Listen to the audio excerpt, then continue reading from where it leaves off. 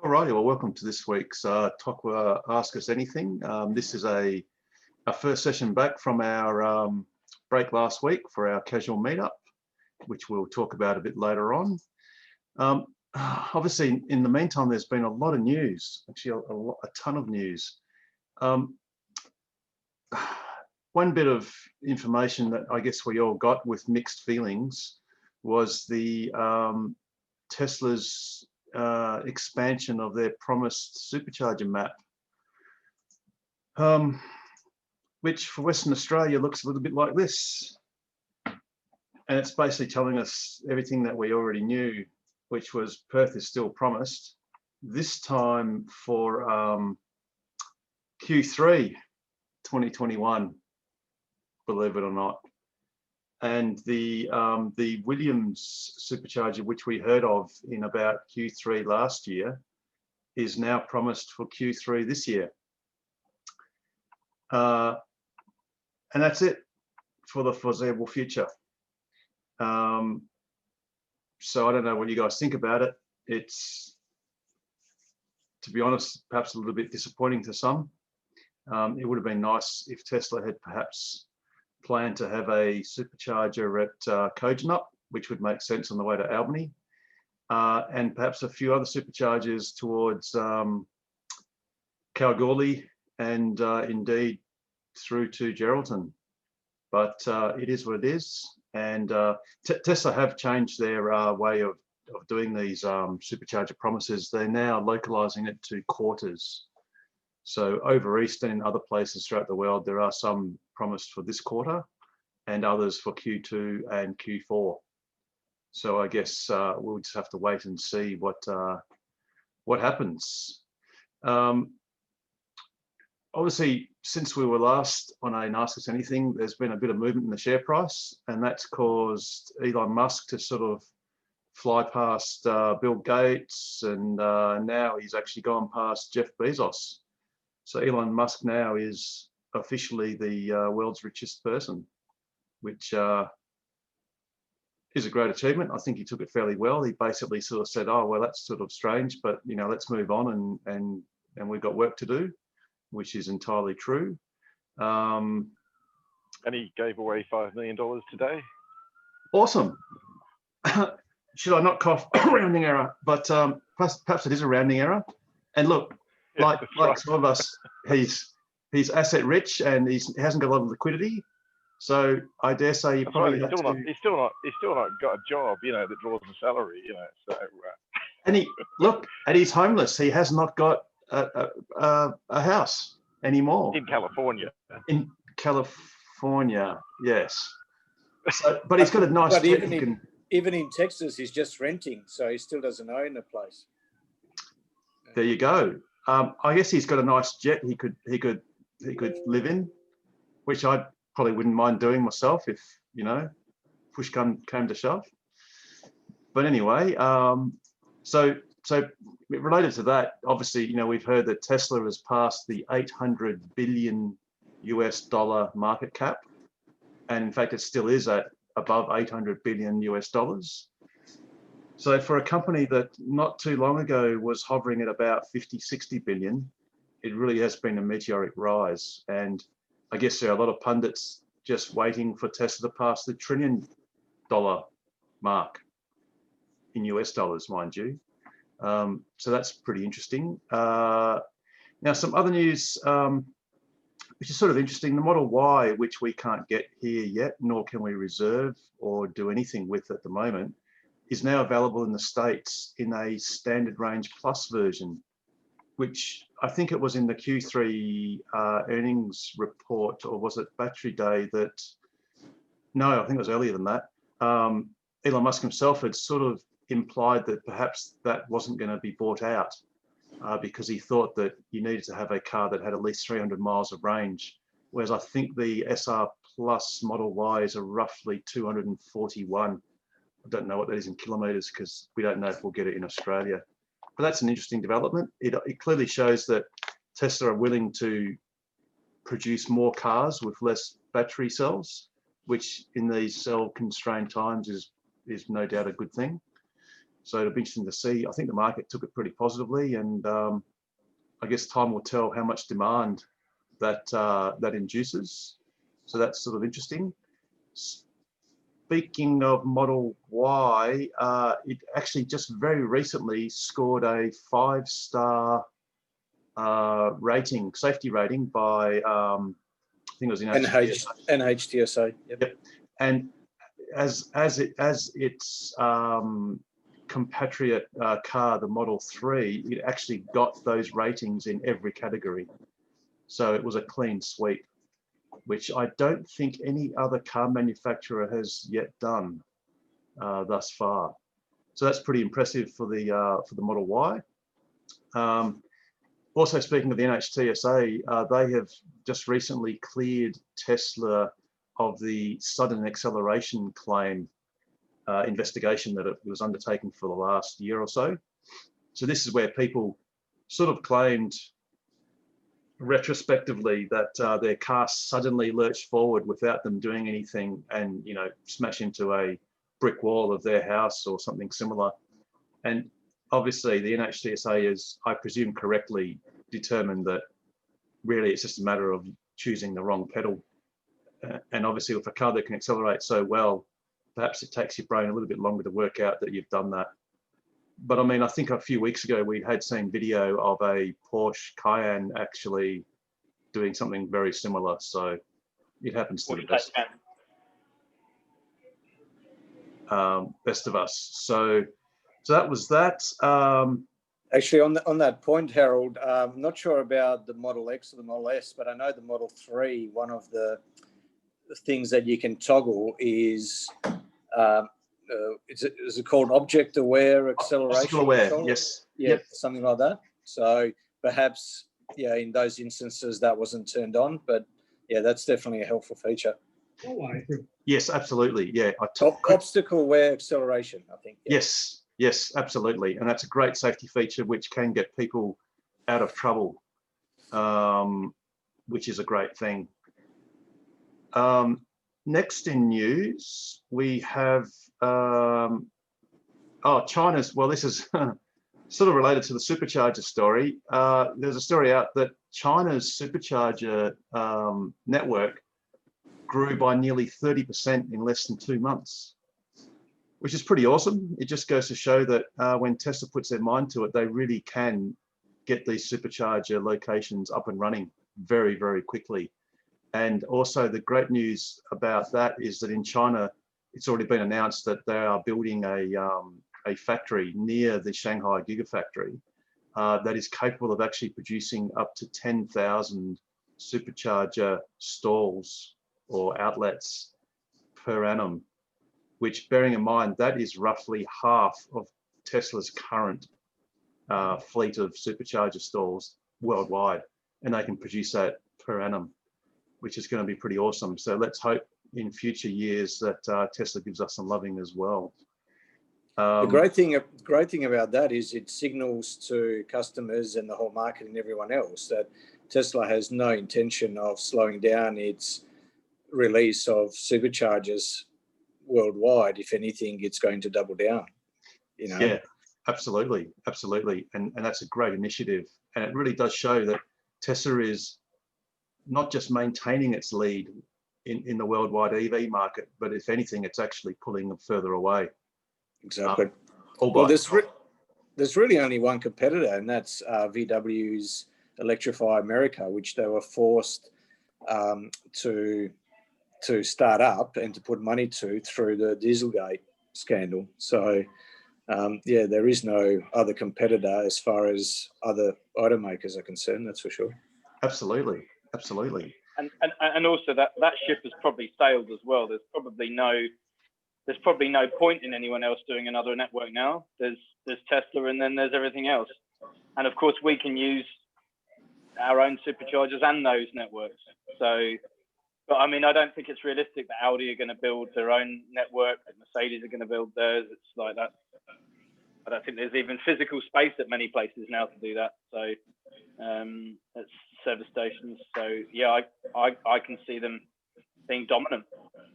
Like you said, that horse has bolted, isn't it? And now, you know, you just look silly, you know, if you're trying to catch up. And where are they going to get the capital to do it anyway? Because there's no returns, you know. So, yeah. Absolutely, absolutely.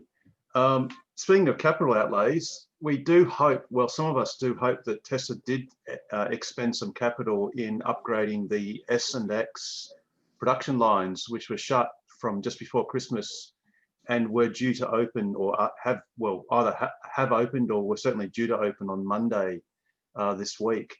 Sadly, for several of us S and X owners and aspiring perhaps X owners, there's been radio silence and no leaks, no photos, nothing, no updates on the website. So I guess we're actually, Harold, there was one on YouTube, but hard to say whether that actually was a Model S refresh. But yeah, there was one last week. Yeah, yes. That blue one making that left-hand turn. Yep. Yeah, to be honest, Pete, I personally think it was just the same car.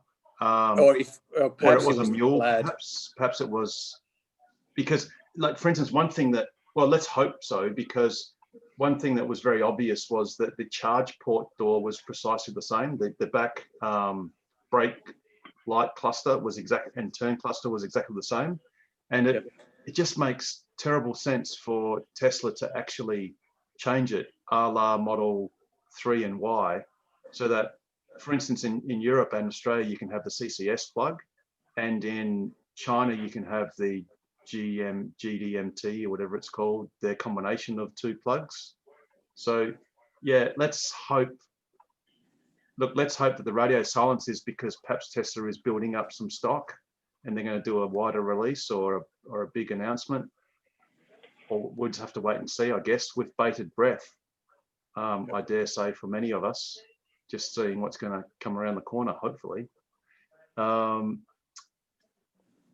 Yeah, things around, speaking of things around the corner, the Model Y, we were talking a couple of weeks ago about the third row seat, and there is actually a great video that, well, it's on Reddit, so it's courtesy of Reddit. I think it's alleged to have been made by Tesla. I think it's made by Tesla. And yes, it's on their actual official website. Oh, right. Okay. Oh, sorry, official YouTube channel, pardon me. Oh, I didn't see that, but I've got it from Reddit, so I'll just share it here now. Provide seating for up to 3 passengers in the second row, and if your Model Y has a third row, 2 additional passengers. If your Model Y has 5 seats, you can easily adjust the second row seat back with these handles. This one moves the seat backs for both the left and center seats, while the handle on the right side moves the right seat back only. Pull and hold the handle to move the seat back to the desired position, or pull briefly to fold flat to maximize cargo space. You can also fold the second row seats by pulling the corresponding switch located on the left side of the rear trunk area. The middle seat has a button that allows its seat back to be folded independently from the outboard seats, allowing Model Y to carry long cargo with 4 passengers seated comfortably. If your Model Y is equipped with 7 seats, second row seat adjustments are a little different. To slide the second row seats forward or backward, lift the bar located under the seat. The center seat moves with the left seat. Use this control to adjust or fold the second row seat backs. To get into the third row, simply pull the release here, pull to slide the seat forward, and continue pulling to pitch the seat forward. To return the second row seats to their seating position, push the seat rearward until you hear a click, and continue pushing down until you hear a second click. The third row has seating for 2, adjustable headrests for added comfort, and 2 USB-C charge ports to allow your passengers to charge their mobile devices. To fold a third row seat, pull the handle located on the inner corner of the seat back. To return the seat back to its upright position, pull it up until it latches into place. Your Model Y has plenty of storage space in the trunk thanks to the lack of a fuel tank or exhaust system. It has deep pockets on both sides of the trunk and additional storage under the load floor. If you have a 5-seater, you have an extra storage area under this load floor. Both load floors can stand upright in place. To learn even more about your seats, check out the on-screen owner's manual. Yes, so that's the upcoming Model Y, at least upcoming for us, which is sort of pretty tasty and pretty interesting. Interestingly, the third row seats aren't available on the performance version, only on the standard range plus and the long range. Good point, Pete. And I heard the most plausible reason for that was to do with driving dynamics or something. So Right. I'm not sure if that's to do with traction, or maybe it's just the way perhaps the very rear occupants might be thrown around, or something like that. More than likely, just if you've got a lot of weight in the rear, you'll be very rear heavy if you're cornering hard. Ah, right. Yes. Cool. Yeah. Good point, Richard. Yeah, that's entirely plausible too. Yeah, absolutely. Because funny enough, because I drive vehicles up on site with two fuel tanks, I always drain the sub first, because I've noticed when I've drained the main and I've still got a full sub, I'm very rear heavy and the back end always wants to kick out. So I imagine it's a similar thing. Interesting. One thing that was sort of quite interesting amongst all the forums was there was a bit of debate about, well, why didn't Tesla show someone in the back row? You know, were they hiding the fact that perhaps it's a bit smaller than people think, or that they wanted to admit to? But I guess in a sense, really, that video was clearly just showing how all the seats operated, and he didn't have to have someone in there to show that. So who really knows?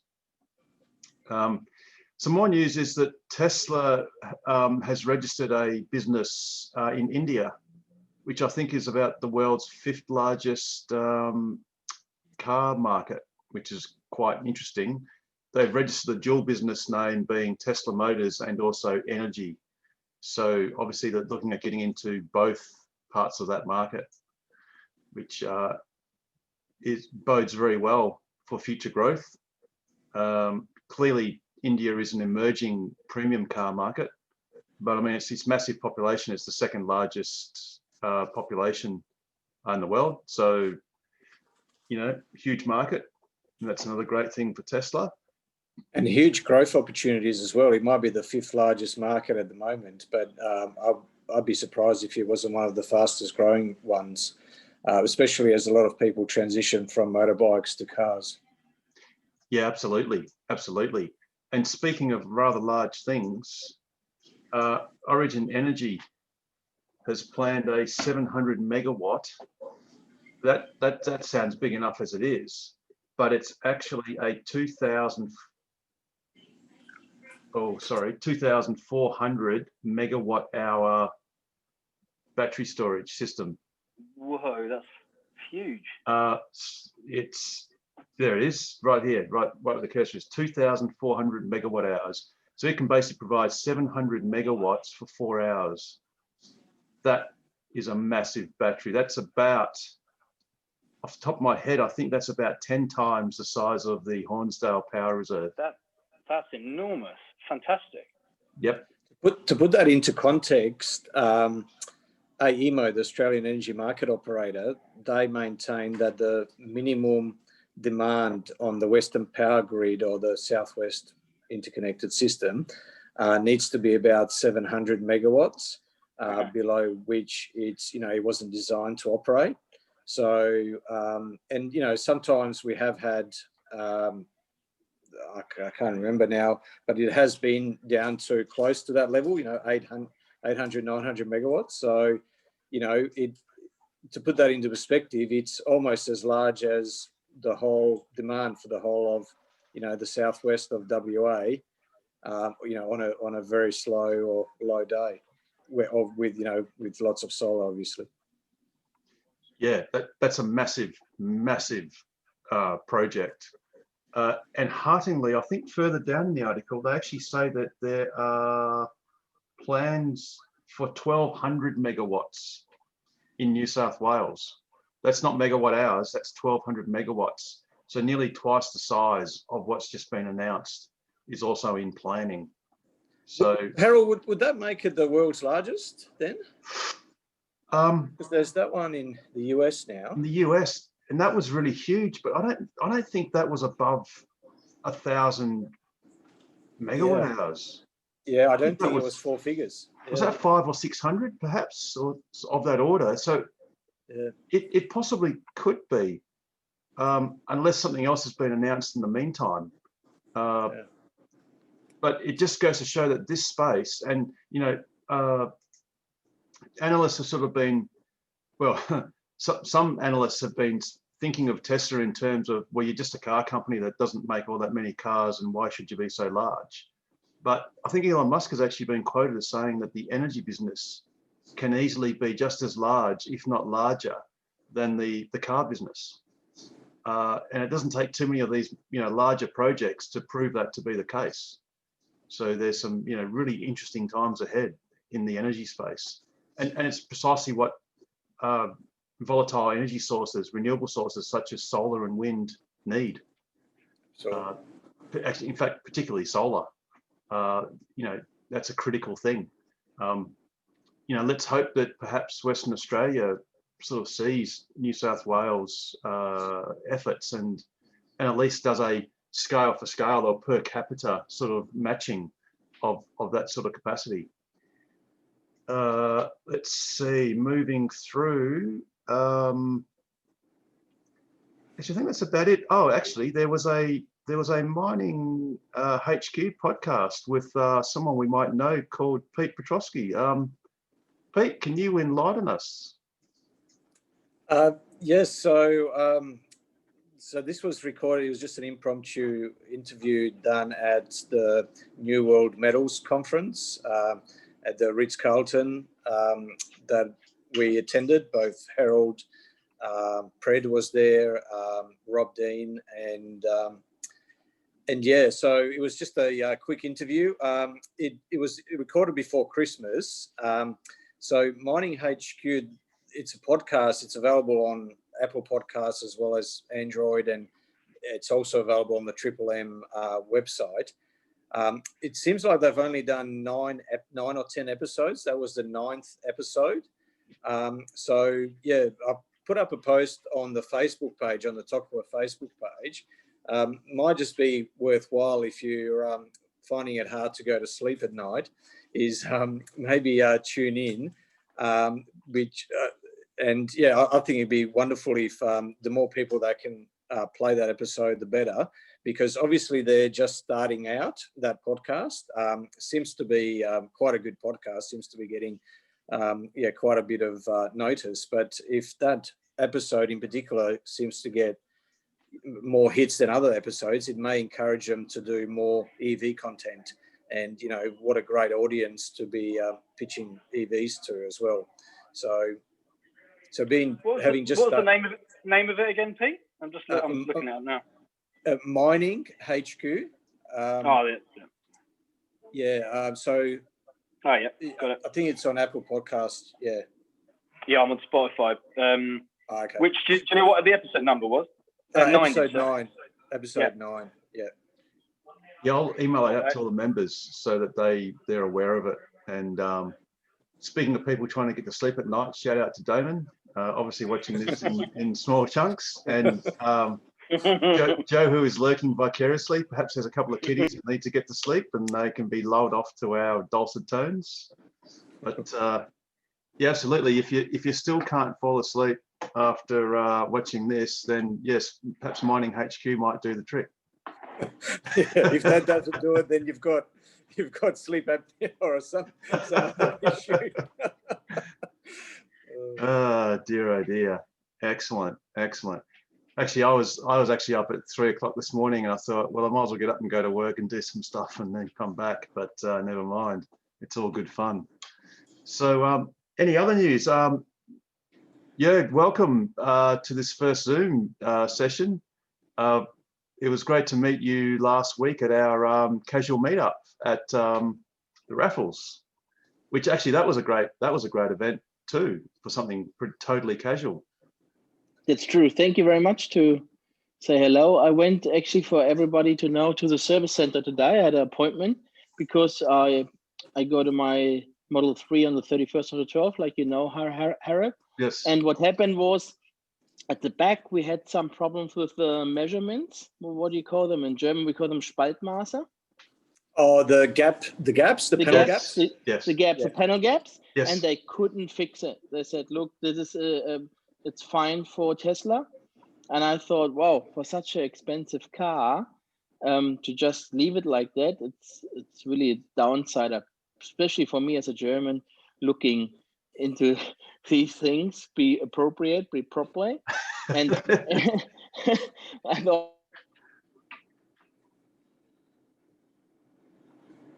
Oh, we've just muted him. No, we didn't do that deliberately. There must be internet. Someone stepped on that coaxial cable. car to get a. Oh, it's coming back now. Harold, you got it? Yeah. Yeah, sorry. Yeah, we just lost you for a moment. Must have been some lagging. Yep. Okay. I was asking to leave the car there. How do I get away if I get a rental car or something? They don't have rental cars. No. They said They they used can give to. me, yeah. They don't have them anymore. Yeah. That's So also you a offered downside. You probably offered a Uber voucher, were you? Yeah, Uber voucher. But if me living in Midvale from Netherlands, that didn't cover it, so I have to pay myself on top. I mean, you should be able to ask them. So I think they give you $70, but if that doesn't cover it, you can ask them for another voucher.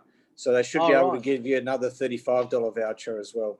Okay. So just ask for it next time. Yeah, no worries. Yeah, definitely. That's a good trick. Well, not a good trick. It's a good thing to do. But yeah, the Raffles meetup was fantastic. I don't even know how many people came. It felt like about 30, 40 people, maybe. It was a great turnout, and it was awesome to see all the new owners. I mean, like Jörg, literally brand new, with just a few days, which was really exciting. You only had your car for about a week at that point, didn't you, Jörg? Absolutely, yeah. I got on the 31st of December, yeah. Yep. And that meetup was on the 6th, so that was literally, it was fantastic. It was 7 awesome. days. Yeah. It was great fun.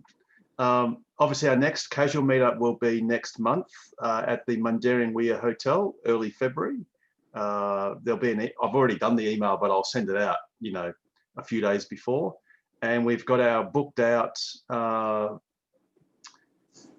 Gravity Discovery Centre trip this coming Sunday, and that was for 60 participants, and I think there are about 28 bookings. 27 cars. 6 bookings. Sorry. 27 cars, I think. 27 cars. Awesome. Thanks, Ken. Yeah. So that's going to be fantastic as well to get that that footage of all those cars in one place at the same time. It should be fantastic. So has anyone else got any other news or anything that's come about lately, Tesla-wise, EV-wise, or any otherwise? I actually just have a question. Does the service centre at Osborne Park, where's that at, or the showroom rather? The showroom is, the main building is basically complete. They've got a soft opening, so they're not really open for people just to casually come in and look at cars yet. That it might be closer to being that perhaps next week. The actual service center area, the last I saw, they were actually putting down the 2-pack concrete floor paint. So I think that's still probably a few weeks away. Okay. Because effectively that whole building is just an empty box. So clearly you've got to put your hoists and other various bits and pieces. So it's still going to be some time away. The secondary building that I think they're going to do deliveries from still isn't ready. So when Tesla were doing deliveries, they had to sort of charge their cars by other means because some of the HPWCs that are in that building couldn't be used because they didn't have access to it yet. But it's getting close. And it's awesome because I've been there a few times going past and you see kids with little kids with Tesla caps peering in the windows, watching people getting their cars delivered, which is really awesome. It's, Yeah, right. No, it's just I've got one of the guys at work, he comes into my office and says, "Let's talk Tesla." So I've worked my magic on him, and he's already got his Model Y performance fund already going. But he keeps pestering me for when the service centre is showroom's going to be open, so we can go down there and have a look. So, yeah, so I thought I'd ask.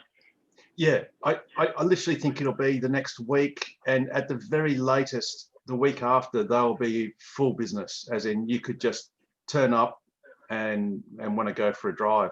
One thing I do know is the drives are really easy. It's even when they say touchless, they sort of mean that to the extent of you basically book the ride, you sign on an iPad to do the booking, and Harry just sets you up and you just drive by yourself. So he's not even in the car with you. You're just at your own devices taking the car for a spin. Brilliant. Which is pretty cool. Oh, that's great to hear, Harold. I'm actually yet to drive a Model 3. I've despite having been offered several times by various people, I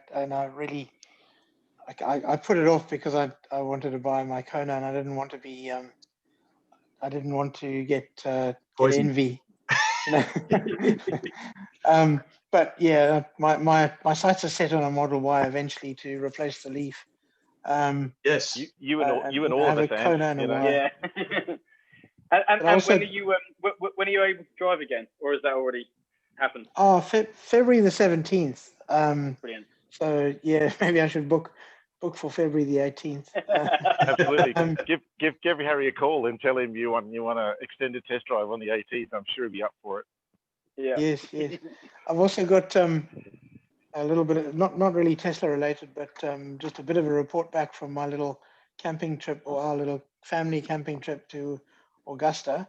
Yeah, cool. I was a little bit naughty because the Kona, Hyundai Kona is 0 rated in terms of, well, not 0 rated, it doesn't have a rating for towing, but did a little bit of investigation, read up a bit, read Tom Hunt's excellent article on towing with the Kona, and decided to go for it anyway. Got a tow bar fitted by Auto Extras in Osborne Park, and towed a trailer. I don't know the weight of it, unfortunately. I didn't have a weighbridge ready to drive over, but I estimate that it must have been close to 700-800 kilograms in total, plus a roof pod.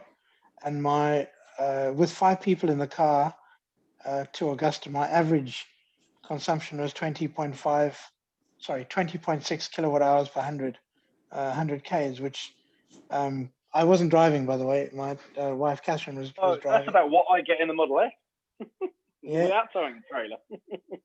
Yeah, it was quite impressive. And on the way back, there were stretches where we were getting on average 17.6, which I thought was pretty impressive. And John Edwards met up with me in Coburn because we came in for a quick charge and a catch up, and he was quite impressed with the trailer. He wants one himself when he goes around, drives around Australia or across over east, because it's nice and aero. It's not a box trailer with mesh on this, with a wire cage. It's kind of a streamlined trailer for camper trailing, and without the roof pod, I reckon I could get below 20 easily, probably about 18, 19. Yep. Towing the trailer. So it shows that the trailer doesn't really matter. I mean, there's initial, the inertia to get it going, and when you're dragging it, there's a certain amount of rolling resistance. But other than that, I think the roof pod really was the main culprit drag. Yep. Yeah. Yeah, cool. And it'd be interesting if you could find out what it actually weighs, because because the Model 3 towing capacity is 750 kilos. Okay. Apart from the performance drops down to 500.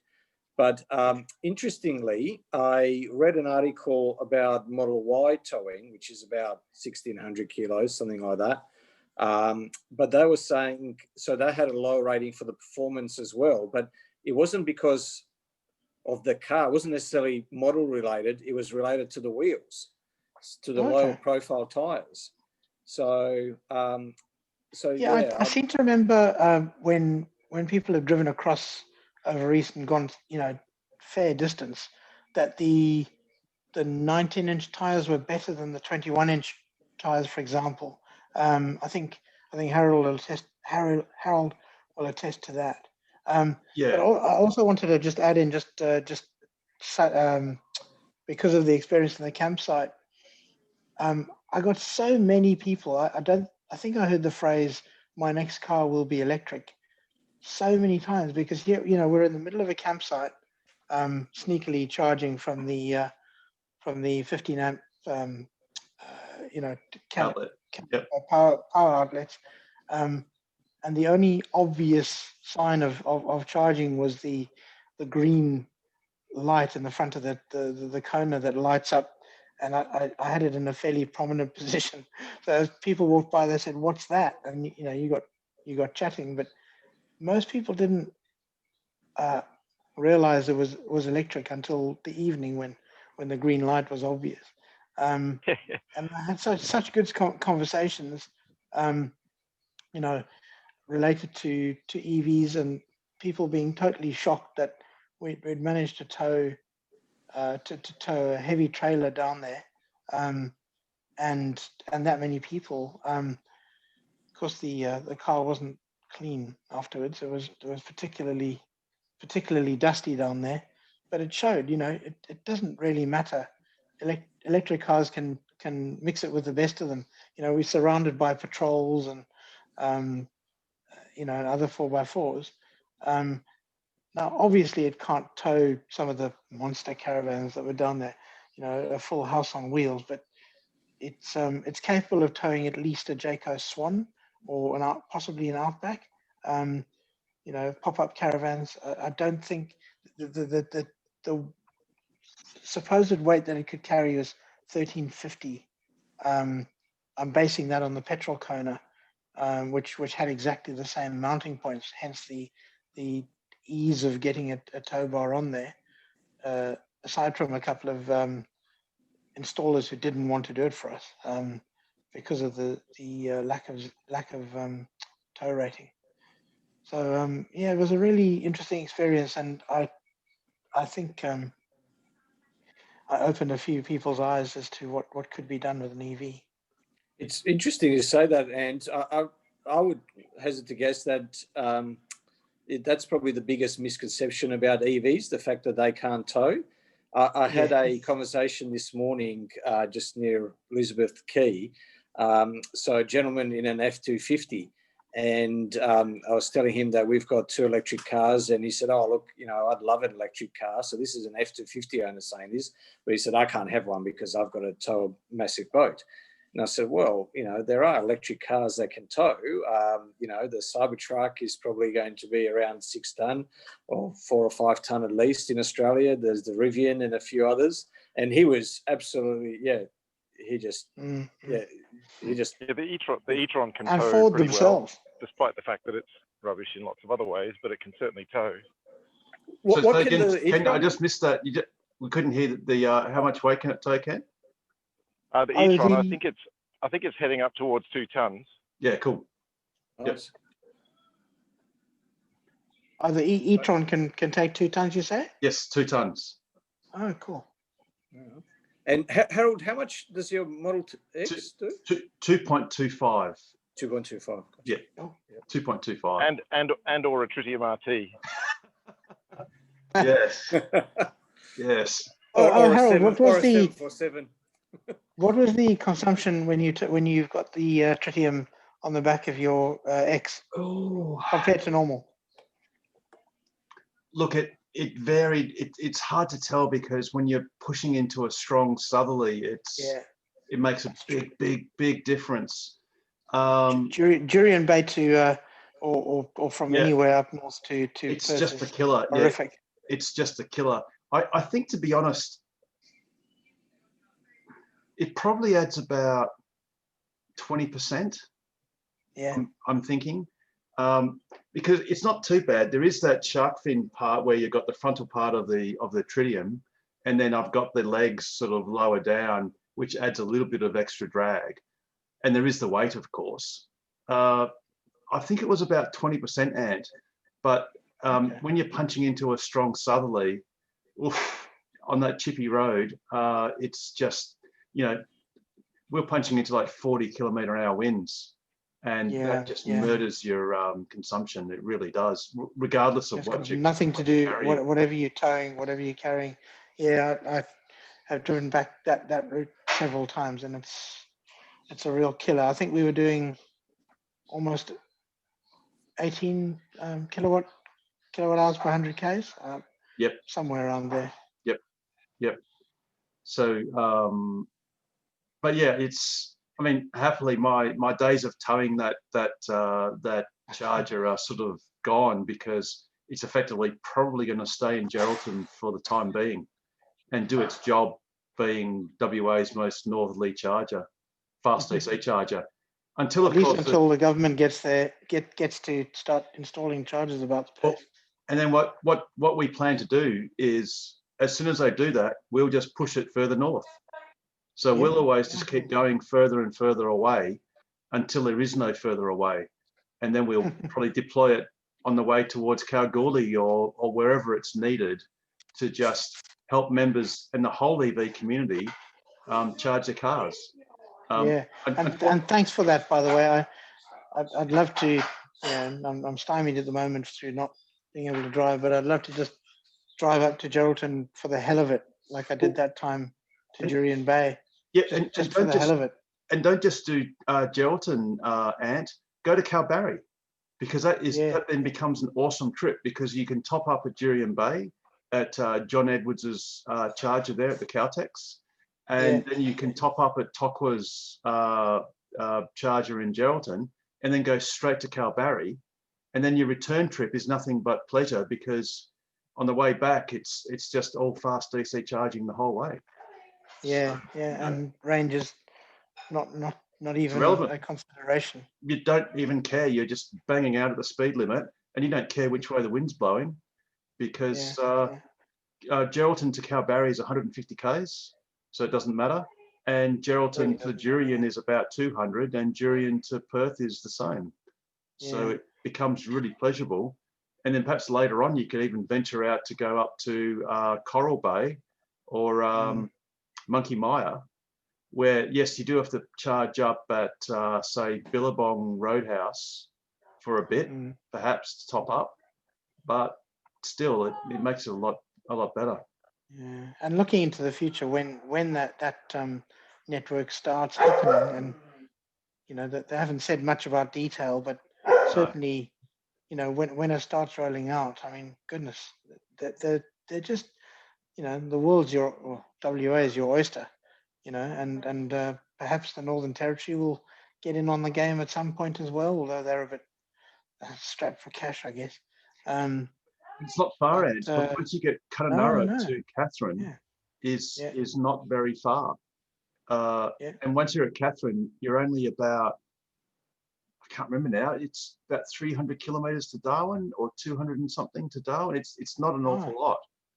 So, and I guess unlike your what is it, 19-day trip? Yes. Unlike that, you wouldn't be in a rush. You'd want to stay along the way. I mean, 400 k's is about it for me for a day's trip anyway. Yep. Yeah, look, it's going to be fantastic, and let's hope that it'll be all done within. Well, it's been sort of, Dave Kelly's office has sort of said 2 years. Let's just hope it's not that long. As we've said before, it probably takes about 5 months to plan and 1 month to install, if you really thought about it. So you could do it in 6 months, at least picking the lowest hanging fruit, which is all your major towns. It's not hard. None of this stuff's hard. Yeah. Anyway, I'll say goodbye, and thanks for. No worries, Ed. Thanks for joining. And see you next time. Yeah. Excellent. Great to see you. See you next time. See ya. So has anyone else got any news bits or questions or whatever? Anything happening? I saw last week, I think it was, Apple Music possibly being integrated into the Tesla ecosystem, as well as Amazon's Music and Audible as well, which would be good. So Yes, looks like they're starting to build out the apps a little bit more, which is going to be another stream of revenue. Sorry, yeah, Nigel, I'd like to get Android, not Apple. Yeah. Yes, Nigel. I'm here now. Well, Pete did specifically say, what did you say, Pete? That other Apple thing, not Apple. Audible, Amazon Audible, Music. Audible. Yeah, that's Amazon. Yeah. That's a non-Apple product. They're Nigel. Yeah, all right then. I'm happy now. And Apple and Tidal. Yes. So what's Tidal? Excuse the ignorance. It was started by a rapper whose name I can't remember right now because he didn't want to be on Spotify, and I now can't remember who it is, but they're apparently not. They've got a bit of range as well. But Apple Music and Amazon Music works for me because I've got subscriptions to both of those. But I haven't got a Spotify account, so it's kind of handy to have some other options. But of course, at the moment, I just stream them through my phone, so it's not a huge deal. But it would be nice to be able to just do it on the voice command straight on the box. Yeah, I just obtain music on the hard drive in the car and play that. Excellent. So when you say hard drive, your eye patch has fallen off, Nigel. Sorry? Your eye patch and your parrot have fallen off. Oh dear. So yes, it's a pretty solid rumor because it's a Greeny only rumor, and when's he been wrong ever? Never. Yeah.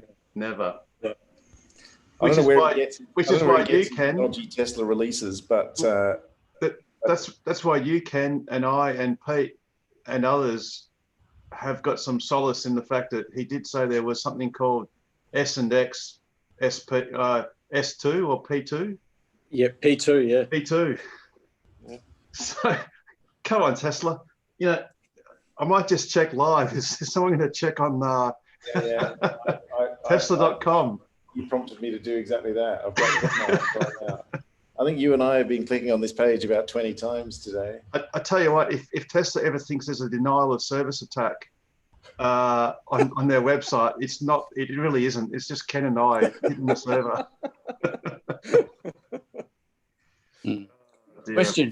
Question on Sunday. What time are we supposed to be landing at Mondo Nougat?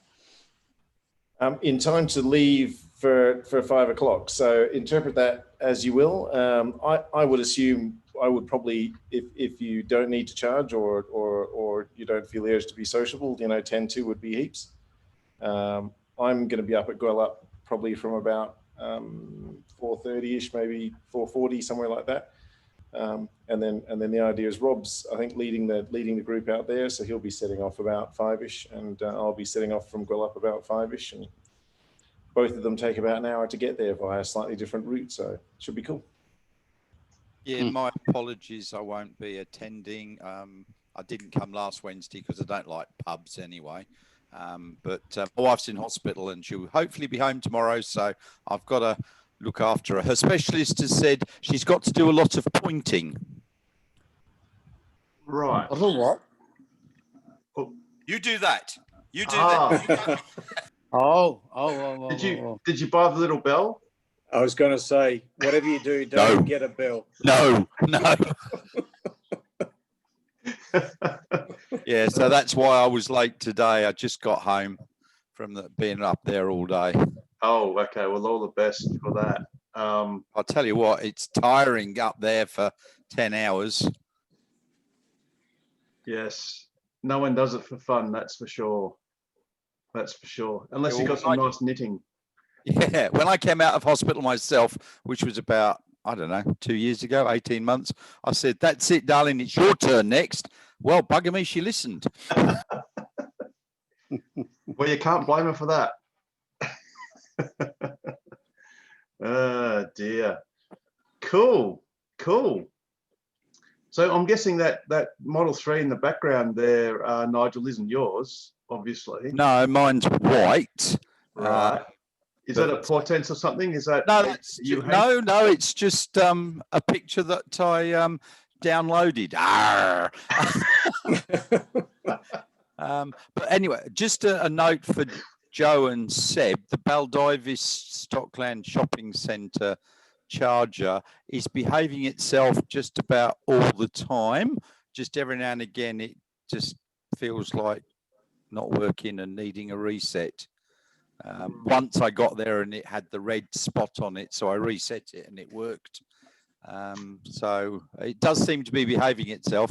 The shopping centre manager I spoke to last week, I think, and he's contacting head office.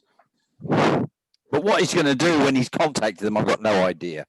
It's funny because the Stockland at Riverton, its southmost charge head is dead. But the cool thing is the one with the long cable on it. Yes, it's been suspect for quite a while, where it would always go red and require a reset. And of course, the frustrating thing is our cars now are trying to be helpful. So when you do a reset, the car actually unlatches the plug. So then you've got to then unplug it, plug it back in. But when you do that and reset it, it then goes red again, and it takes about it did take about 4 or 5 resets before it would actually start working. Now it's stopped working altogether. But shopping centre management have put a laminated sign that says they apologise that this isn't working and they'll get it fixed as soon as possible. The unfortunate thing, I guess, to be fair, is that there's a lot of these HPWCs that are becoming cantankerous and are sort of dropping. Hopefully not like flies, but there are quite a few that are breaking down. And let's hope Tesla fixes them for the long term. But anyway, that's cool. We can live and hope. Yes, indeed. So I think Richard there is just showing us a supercharger set up, possibly in the UK. And do you want to know where that is? That's not Perth. Tell me it's not Perth. It's not in Perth. Supercharger. Oh! Where is it, Richard? That's got 12. That is the Perth supercharger in Scotland. Oh, you're just being cruel now, Richard. That's terrible. Harold, can I ask you to disconnect Richard, please? Actually, I would, but he probably wouldn't come back, and that would be awkward. That's actually my sister's car, which is the same as mine, down to the colour, the wheels, everything. So wow. Same year. So that's awesome. Yeah. That's terrible. That's and that's a 12 staller by the look of it. It looks like there's 6 DC units. I think so, yeah. Hang on. That's just upsetting.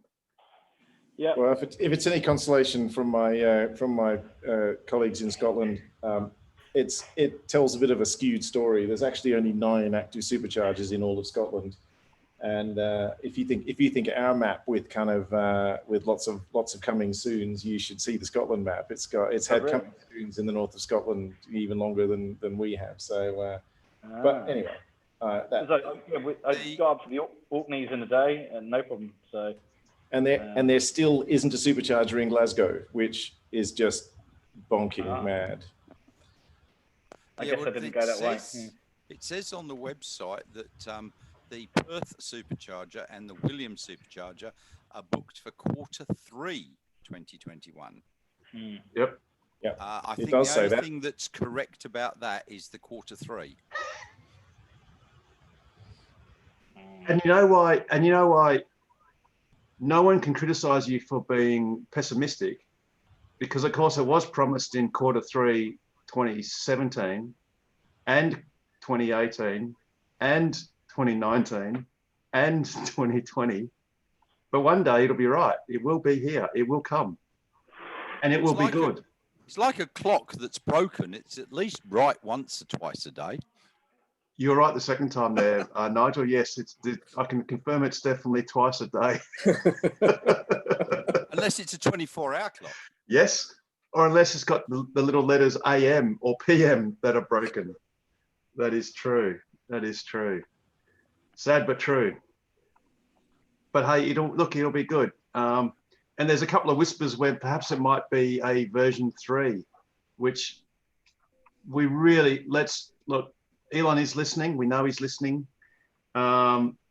Just make it so. Don't worry about the couple of people that have got like Richard there looking up into the heavens. He will stump up the $380 and he will get a CCS upgrade to get his car to work on a version 3 supercharger. I actually will soon because we want to go to Kalbarri. So yeah. So, oh yes. What does the version 3 charge at? 250 kilowatts at least. Even the Model S? No, 200. The Raven S's and X's, the what you call the current model ones, fairly recent ones, I think their latest version can charge at 200 kilowatts respectively. Yep. The new ones that we are all hoping will be coming out soon, there's no doubt that they'll be 250 plus. But the older S's and X's will charge probably closer to customary supercharger speeds at Eaton, such as at 120-ish, 130-ish, and thereabouts, or less. So it won't matter to them, but the great gains will be on all the Model 3s. And look, there's no secret that in Perth, you'd say the ratio of deliveries are probably something like, 95% would have to be Model 3s or close enough, or let's call it 90% would have to be Model 3s. And who cares about the S's and X's? And if a Model 3 can charge it up to 250 kilowatts for the long range, and I think Joseph reported, I'm not sure what he reported at Treendale for his SR Plus. Actually, Nigel, have you been to Treendale? No, because I've got free supercharging at Eaton at the moment, so there's no point going to pay. I thought that my SR Plus was only capable of about 175, but who knows? I've never had it over 127, and that was at Eaton. Yes, but that's because Eaton is limited to about the 130-ish mark, roughly.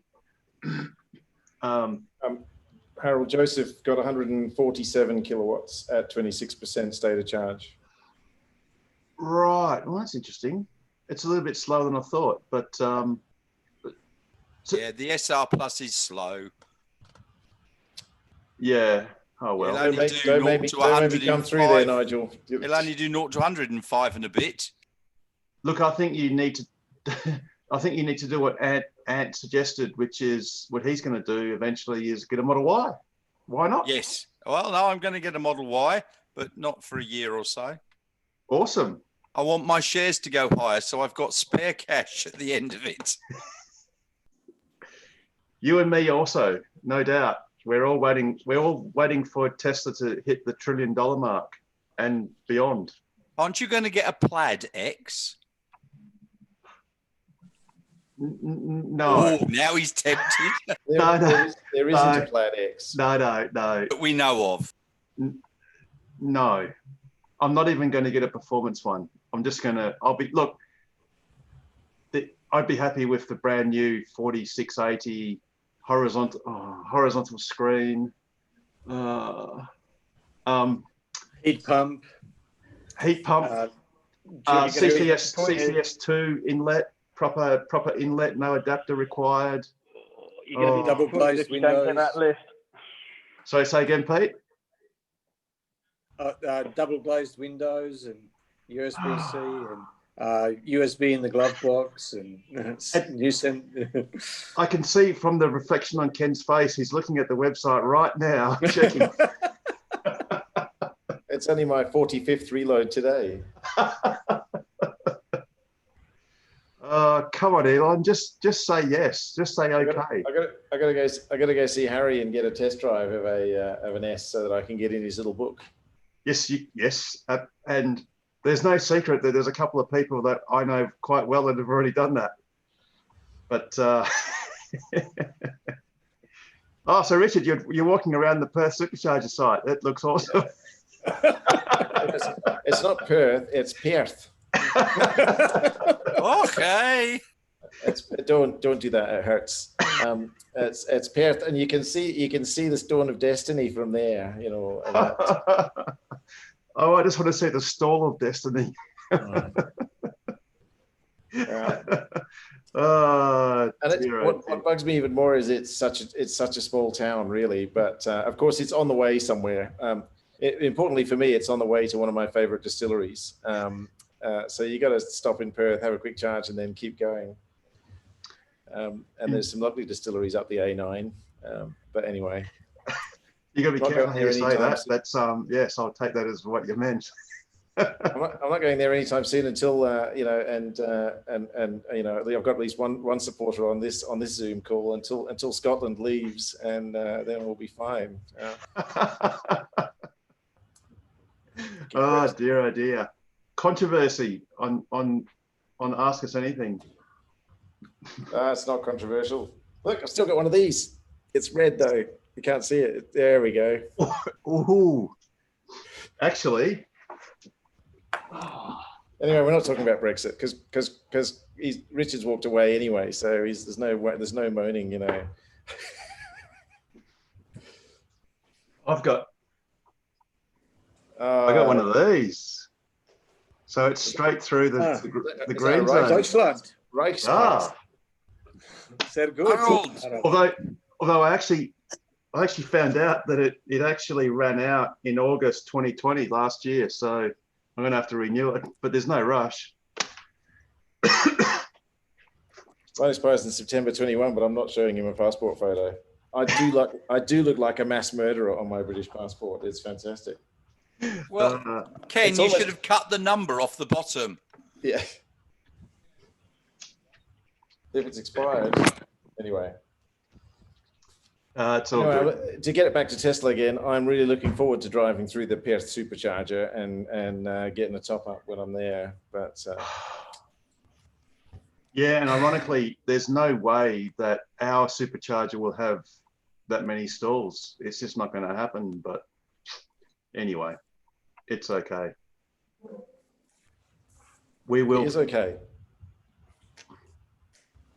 Yeah, just give us a sled, Elon. Just one sled, and you know, we'll probably whinge less. Maybe. That's right, Elon. If you give us a sled, Jason might leave you alone. Did you see my rant on Twitter? I don't know how many of you saw it. I did see your rant. Which rant was that, Richard? Well, good question. Was Sofian Fraval, what's his name? He, I think one of Musk's, I don't know. He's on the Third Row podcast as well. Oh, that's it. Okay. Yeah. Because for those who didn't see it, I took a sort of, you know how people are going, you know, how it started, where it is now. So I took a, you know, how it started and where it is now, and they're exactly the same. 4 years on, you know, promised superchargers, and you know, of course, they were like, yeah, but you haven't included the East Coast. It's like, well, I don't live on the East Coast. It's irrelevant to me. Almost. It's only about 4,000 kilometers away. Yeah, and then people were like, well, but Elon said it's coming soon. I'm like, saying that for 4 years. Yeah, so is the zombie apocalypse, but you know, we're not too worried about it. Yeah, look, stop complaining. It's now sooner. Yes. Yeah, sure. There are a lot of things that are sooner, like hell freezing over. But no, it will be this year. I hope so. And well, yeah, it's not just that. I think if I let off the pressure a bit because of the electric vehicle announcement for our highway, until Dave Kelly then corrected that and said it's going to be 2 years. And I'm like, well, all right, I'm back on the pedal then. But interestingly, Liberals so they're at 24 million commitment, so 3 million more, but no time frame. Right. Yes. Well, One thing I was thinking of, I hope I can interpret it this way. I mean, if it does work out this way, it would be awesome.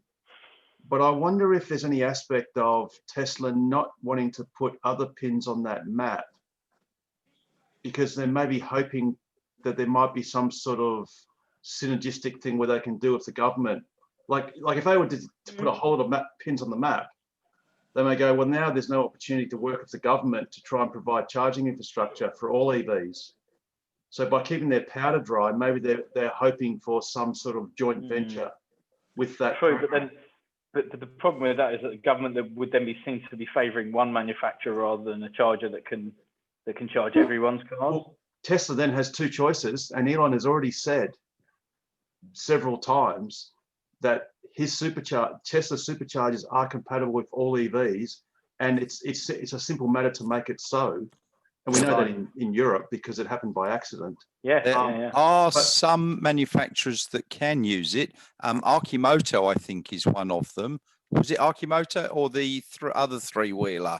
It's actually got a Tesla plug in America on it. I know what you mean, yeah. Right, yes, yeah. Well, see, that's okay. Well, America's a special case. Aptera. Yes. Aptera, that's the one. Yep. Well, America's a special case, or North America, because they've got the Tesla unique charging port. But in Europe and Australia, we've got the world standard CCS port. So it's actually a trivial case of doing it. But one scenario is, look, if Tesla could do it, one problem I can foresee is there's no universal payment system, such as credit card or whatever. Bearing in mind that the Californian state government is going to solve that problem in the next year or so, because they have mandated that all charging stations must have a display of what you're being charged, and it has to be on the actual station itself. So, and anything that California wants, the whole world gets, because Tesla's not going to bother doing one solution for one region. But I think a good compromise would be, and Tesla would be crazy not to do this, and the state government probably also, is if they cooperate, Tesla could put a supercharger setup and say a tritium, whether it's a 50 kilowatt or 150 kilowatt, but put it at the same site, because then you only got one lot of site works and one lot of transformer to upgrade or power to consider or whatever. That makes too much sense, Harold. It won't happen because it's too smart. Well, the good thing about the tritium is it's got a module for a credit card reader that can be slotted in. So you can just walk up with your credit card. It does, but it's not yet available in Australia. No, it will be. It will be, yes. And Q3 this year, 2021. No, but there's, and look, I have zero doubt that if the state government said to Tritium, we're going to buy 100 stations off you, but we needed to have a credit card acceptor in the middle of it, Tritium would just go, yep, done, job done, easy peasy, because it's not hard. It's an Ingenico world standard credit card acceptor that so many pay stations for parking places have. It's just not funny, parking meters. So that would be done. But it would be awesome to have Tesla, because at the remote sites, they can bring in their, well, solar panels, or buy someone else's solar panels, really, to be honest, but bring in their power packs. And the great thing is they don't need to sell the power pack to the government at full price, because they can cross-subsidize it with their own supercharger station at a roadhouse or across the Nullarbor. Not that the government's doing that yet, but that will come later. But up in the Kimberleys at remote areas, Tesla can do the battery pack at cost, they can do the supercharger at cost, and then they can provide a Tritium or some other fast DC charger at normal prices. So, look, no doubt Elon Musk is watching this. So is Mark McGowan and Zach Kirkup. they're new fans. They just a reminder, Mark and Zach, make sure you subscribe, like and subscribe, and click the notification button, so you'll get a notification every week when this show is on. You'll never have trouble getting to sleep ever again. Yes, don't worry about the election result. Just lull yourself off to sleep, just as Joe's kids are doing as we speak. Gently. So welcome, Carmen. Welcome back, Carmen. Yes, good evening, everyone. Hi, Late dinner tonight. Excellent, excellent. Yeah, how was the raffles? That was really good last week. That was It an awesome was. turnout. It was very good. I rushed off and bought the die-cast models of the cars. Big shout out for Damon, because he had he wasn't just happy to see us. He actually had a red Model X in his pocket. Oh, I got that, and I asked him about a 3, and he said he didn't know. So I came home and searched it, and I have to tell him, he'll be listening tomorrow, he said. Yes. Damon, I found it cheaper than yours. Oh no. So Damon. so I ended up ordering from eBay as he suggested, and then AliExpress had cheaper again. So I bought some more. Awesome. I've got them for my grandchildren. Fantastic. And which models did you get, Carmen? I just got the 3. There's the only model I like. Yeah, right. Nice one. See, I've got the Model X like Damon. Yeah, they've I've got a it. white one. Yeah. They've got all of them. But I paid the most out of anyone. I think I paid about $50 for mine. Oh, well, the Tesla home office sell them, and some of them were up to 110. So, but I paid. I thought they were about $170 US on the. Yeah, there's something ridiculous. Because they've actually been discounted recently, because they used to be $250. Yeah. Well, I'm going to compare when they arrive. If they're all the same, they appear the same, but it's a 132 scale, and I paid $34 for one, $29.95 for another couple, and then $24.95 for the rest. Oh, so I paid double. Okay, thanks, Carmen. But I'll see when they come if they're all the same, and then put it online, and anyone that wants them. They had all of them, actually. All the models are available. Oh, wow, awesome. So that was on Alibaba, did you say? Yes, AliExpress. AliExpress, right. Well, which is a member of Alibaba, and the other one was eBay. Yeah, okay. That's it. Yeah, that's them. I have to just get one. Where's the Model Y? That's what I want. Yes. Yes. So they have Model Ys as well, do they? No, they don't. Yeah, they do. They do. No, I haven't seen any Model Ys yet. I actually searched for Model Y diecast, and it's just giving me other stuff. But that's quite a nice looking Model 3, though. Yeah. Oh, they're so cute, especially when they open the boot and the trunk and the frunk. You know what's funny though? The one that I have, you press on the bonnet and a internal combustion engine sound comes out. No kidding. Okay. That's right. You can get your exhaust kit for it then. Yeah. Exactly. Yeah. Yeah, exactly. Well, there's some of them say that they have lights and so on coming. Yep. So they're great presents for the kids. Very good. Now we need to get the share price down so I can buy some. No, sorry, Carmen. That's we're all long Tesla now. We're not buying anymore. We're not accumulating. We're just holding. You can still buy now. It's going up and up and up. So you buy in now. I know, but all the stockbrokers are telling me that it's overvalued, and what's going to happen if Cathy Woods decides to dump on the market, and what happens if the earth opens up and we all fall in. Yeah, I know. Yeah. In my buy order that's been sitting there for about 6 months will happen, and I'll buy some automatically because I have this ridiculously low buy order just sitting in there waiting for the earth to end. Yeah. I don't actually have very many getting more shares in a hurry. I know. So it's in the pipeline, but it's gone north the last few days. Yes. Heavily. I wonder if it'll be affected by Donald Trump leaving Twitter. apparently the Twitter shares have gone down 15 million or billion. Oh, they've only gone down a few percent. It's only about 6%, but it was on a day that everything else went down. The NASDAQ was down quite a lot as well. So, yeah, a lot of those reports are taking a lot of things out of context there, I think. Yes, as always. Yeah. No, I'm coming to terms with the price.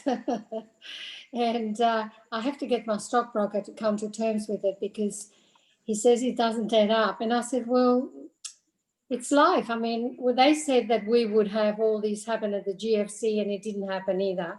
And look at COVID, we haven't got it. So we're special. Carmen, Go on, Pete.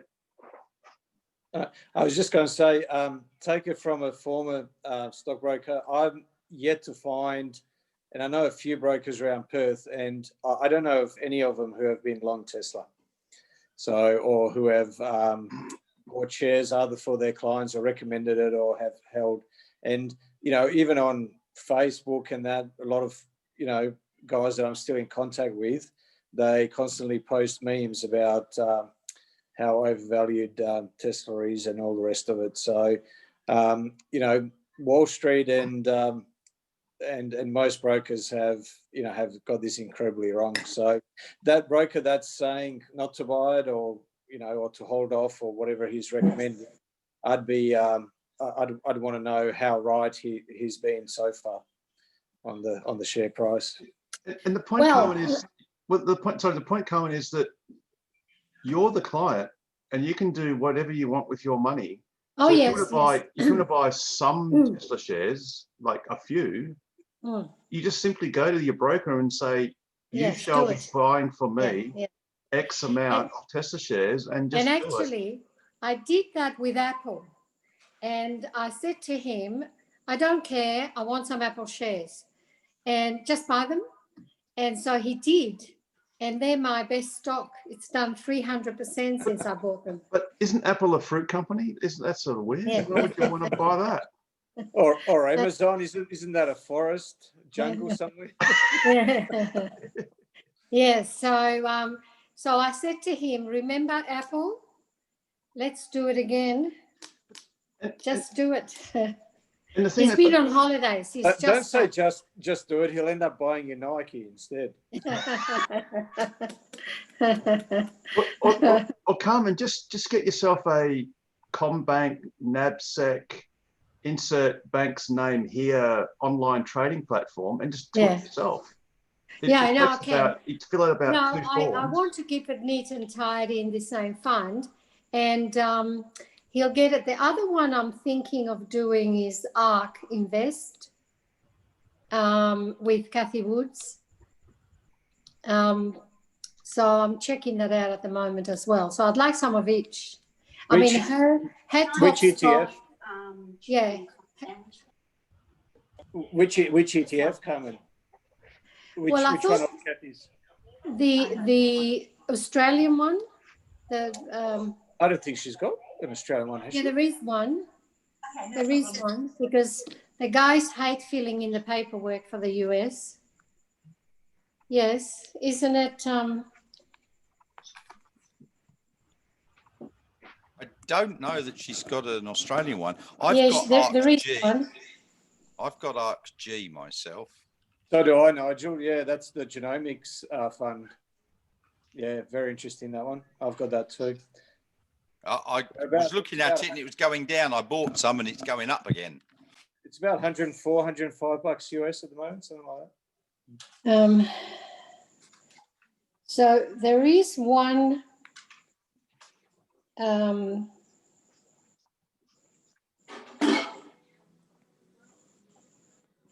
Is it the ARK AUD? No, can't be. You can go on the ARK Invest website, and I think they've got about 5 ETFs from. Yes, they have. What I can tell, yeah.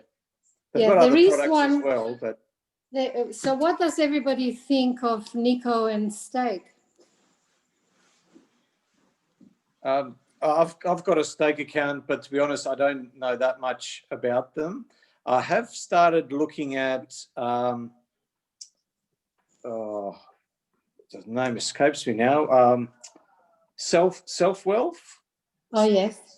Which is an Australian one. So they're actually listed on the ASX. They've been operating since about 2012. What I liked about them, so they offer US shares as well. I'm not sure what the brokerage is on that, but on Australian shares, they only charge a $9.50 flat fee. So irrespective of the amounts that you buy. So Okay. presumably you can buy several $1 million worth of stock and charge you $9.50. So Yeah. which was, quite Good. interesting. I'll do that, Fit. Sounds like a deal. I haven't got the proper spiel, but obviously any advice given here is of a general nature, and anyone Yes, yes. to, Oh, no, There is we no get that. advice. There is no advice. We're not, general or otherwise, we're not advisors. So no. none of us are, so. These are simple, these are personal anecdotes that we're Right. speaking of. Anecdotes do not equal advice. Yes, yes. No, got it. Um, Well, I've been watching it on a daily basis, and yes, it's still going north. That you mean ARK or Tesla? Both. Yeah, well, ARK has a fair slice of Tesla in their portfolio. 10%. So Yeah. yeah. Their top stock is actually Tesla. Yes.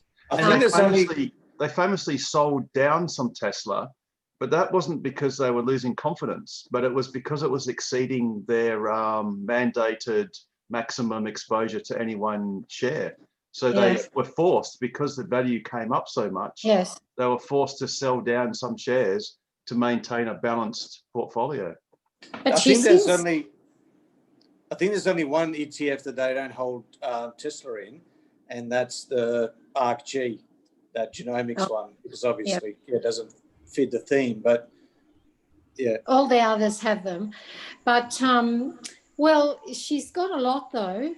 So at some point in time, she may just want to go on R&R and. So, Carmen, I use Stake as well as ComSec, and Yes. so I've just shared my referral code on Stake, because then we both get a free share. Okay. It's like a Tesla referral. Okay. That's good. All right. Well, if I got that way, I will call you. Or quote. Hey, you're talking a little while ago about grandkids, Carmen. Yeah. This was a great photo that I saw. This is actually in Perth. And this was actually a young family in Osborne Park, actually looking at a car being delivered. And you think, this is the future, because this kid has got a Tesla cat. Yes. And there is zero doubt that he will be driving a Tesla when he grows up. Absolutely. Yes. And look at how intense his stare is. Yes. So that's you can spot him from afar. He's a Tesla boy already. Yep. Yeah, no, that's great. Well, I've got 8 grandchildren, and 2 girls are not terribly interested, but the boys, 6 boys, are totally into it. So I've got them a little car each. Awesome. It's just the way of the future, and that's just what's going to happen. I think so. Yeah. It's just fantastic. One little one comes up. I've got a 4-year-old who comes in and says, "Have you still got the Tesla?" And he said, "Yes." I said, "Yes, I do. It's still in the garage." He said, "Can we go shopping?" But the reason is that I take the iPad when I go shopping, and when I talk to the assistants, he gets to use the iPad. So I think it's a combination of going in the Tesla and getting the iPad. Yes. Well, but then again, don't forget your Tesla is an iPad on wheels. Yes. Well, I haven't shown him that yet. Otherwise, it's going to be a problem. But he's only 4, and he just loves it. Absolutely. Yeah. Absolutely. So they're fun. I'm going to say goodbye. I'm totally bushed. It's been a long day up at the hospital. So yes, all the best. See you all next week. Are we going to see you Take care, on mate, Sunday? and look after that family of yours. No, I'm caring for my wife. Okay. Good on you, mate. That's cool. Okay. All the best. All the best See ya. to Thanks. Linda, and we'll see you in next Wednesday. Yeah. Yeah. Take care, See ya. Nigel. Take care. And don't forget, Carmen, use my referral. We get a free share. Yes, I will call you, Nigel. Thank you. That's cool. Guys, I might use the opportunity to shoot off as well. Yeah, on your plate. Yeah. Enjoy the rest of your stay. It's pumpkin Yes. time. It must be 9 o'clock, you know. Yes. Yes. It is. Who's going on All Sunday? right, cool, Pete. Take care, mate. We'll See you catch guys. later. Thank you. Cheers. Yeah. Thanks, Carmen. Bye. Yeah, go on, Carmen. You were saying who's going to? On Sunday.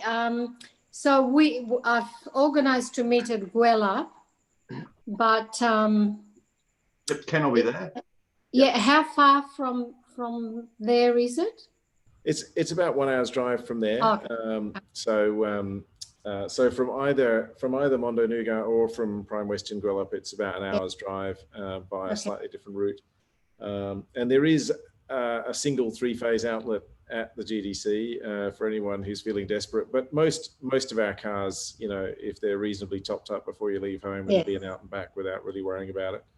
I'll probably be at Gwelup a little bit early, and there's 3 charges there. So if you need a quick top up, we can make that happen. I'll have a couple of Type 2 cables and the CCS. So, and I might even get Tim Washington to give me some money. But you know. Okay. Have you got a spare Type 2 cable, Ken? I could lend you one just in case. So there's. I've got one, but yeah, I might grab another one off you before cool. Sunday, just so. Because that way you could use the 222 That's kilowatt. right. There's a Schneider EV link there, so we can use both sides.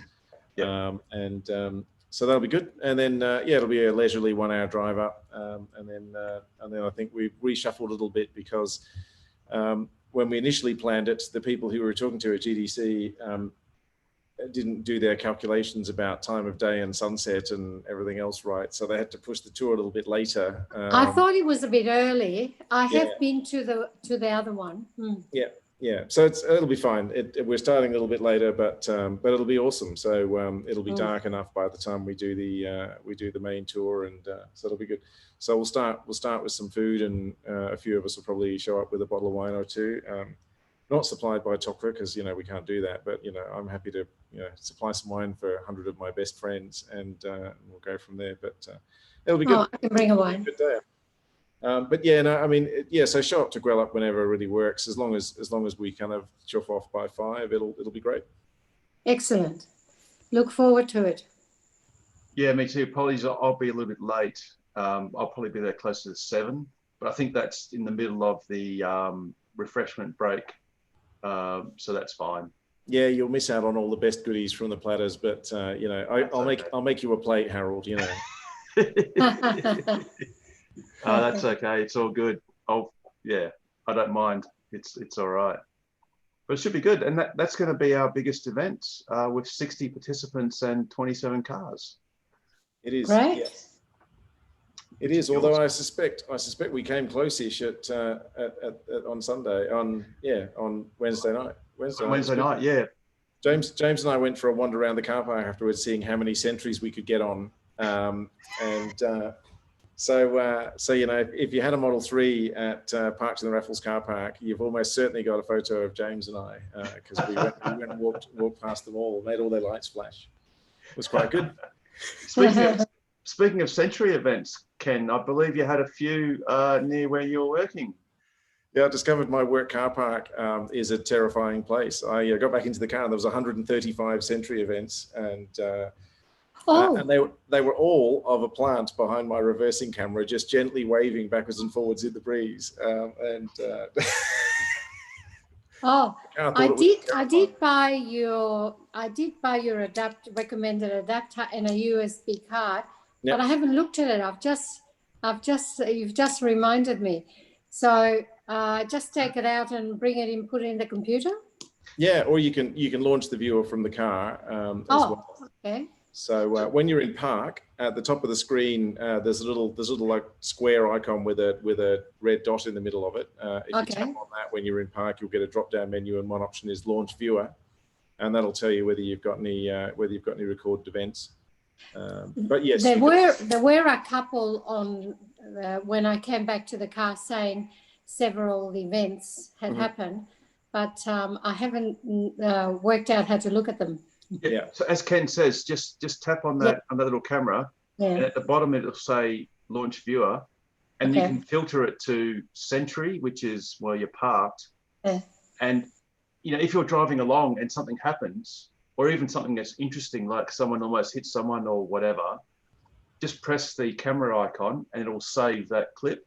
Oh, okay. And there's like a little red dot. Record and honk turned on as well, which is kind of handy. And there's a little red dot that appears, and that red dot is either when you honked your horn, or when you push the button on the screen, or if it's a Sentry event, that's the one where your car got most nervous or detected someone so close that it thought it was appropriate to record. But it's a really cool feature. It's fantastic. It's fantastic. It is. We're all new to it, you know, but it's still a novelty for Harold and I, because we've only had it for a couple of weeks. Yes. Okay. Indeed. I'll check it out and see if it's done it correctly, so that I'm glad it's behaving. But yeah, I mean, if you've got the SD card, you should be able to just bring that inside as well, and it'll just have a whole bunch of folders with MPEG files on there you can watch on your computer as well. But since a few software updates ago, there's now a viewer in the car as well, so you don't actually even need to bring it out the car. You can just be in the car in the air conditioning. While I'm charging, I either watch YouTube or watch all my very interesting Sentry events. Yeah, as my son facetiously says, let's watch 100 videos of someone walking past the car. You know, it's like. Well, that's good. It's a lovely feature. It is. Yes, and actually, a pro tip for those that are watching with brand new Model 3s who have got their memory stick in the glove box. It actually pokes out. It's quite long. It's about 1.5 inches or about 1 inch long. And I don't know why they did it this way. They should have got a more compact version, or maybe mounted it closer to the edge or to the side of the glove box. But it's a little bit like a shag on a rock. And it's really vulnerable that if you unknowingly get like a logbook, which you don't really have for a Tesla, but some bulky object, and just thrust it into the glove box, you're probably in danger of snapping off this memory stick, to be honest. So that's a pro tip to anyone watching later. Just be aware of that stick in your glove box, and just be careful that you don't break it, or even worse, if you break the actual the socket. I got the adapter that Pete recommended from Amazon. It was pretty streamlined, and they just posted it straight away. Yeah, it's fine. Cool. Yeah. Well, I mean, in your case, Carmen, you don't have one in the glove box, so it's in your console. So that's perfectly safe. Yeah. Oh, okay. They're in different positions then. Yes. Mine's under the charger. Yes, the new Model 3s, what they've done, and I presume probably all cars in the future, they've put one in the glove box. And of course, now they've got a feature for the glove box to have a pin to open. So you normally push the glove box icon on the lower left side of your screen. But now you can actually have a pin code to lock it, so that people that break into your car, I guess if they had one of your key tags or something, they can't just pull the memory stick out easily. Okay. They'd have to literally break into your glove box. But unfortunately, like I said, that's only for the very newest cars that's the case. Okay, that sounds good. Cool. Well, maybe it's been a big week, but I don't know if there's anything else that anyone's got, or we could sort of do a bit of an early nighter, and while Ken and I sit there on the website hammering it again, hitting refresh for any sign of a Model Y or S or X refresh. We could call it an early night, unless Ken's got some astounding information early, like you just hit refresh and it's just popped up. That could be live on YouTube. You're muted there, Ken. Yep. Yeah, we dream. The website looks exactly the same as it did 20 minutes ago. But yes, on that note, I think I might call it a night. And, Yeah, cool. Yeah, me Oh, too. yeah. Good night, guys. All right, everyone. Thanks for Sunday. coming. Don't forget like and Thank subscribe. you. Cheers. All Bye-bye. right. Take care. Bye. See ya.